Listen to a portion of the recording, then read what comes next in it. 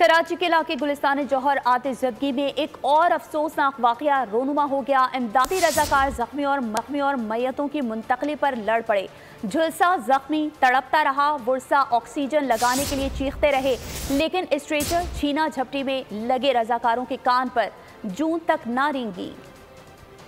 हादसे से बड़ा सानेहा हो गया, मरीज मुंतकली पर बड़ा हंगामा हो गया। स्ट्रेचर पर तड़पते झुलसे जख्मी की आहो बका, अजीज की प्यारे को ऑक्सीजन लगाने के लिए चीखो पुकार, लेकिन इमदादी रजाकार लड़ते रहे, झगड़ते रहे। इमदादी रजाकारों के दरमियान छिड़ी जंग में जख्मी बार बार एक एम्बुलेंस से दूसरी एम्बुलेंस में मुंतकिल किया जाता रहा। जख्मों का ख्याल किया, न जिंदगी का एहसास। ड्राइवर इंसानियत भूल गए, स्ट्रेचर पटकते रहे। इंसानियत को शर्मसार करता ये वाकया पहला नहीं, अक्सर हादसात में ऐसे मनाजिर देखने को मिलते हैं, मगर हुकूमती सतह पर हंगामी हालात से निमटने के लिए ताहाल मौसर इंतजामात नहीं किए जा रहे। सब्सक्राइब करें और बेल दबाएं ताकि कोई खबर रह न जाए।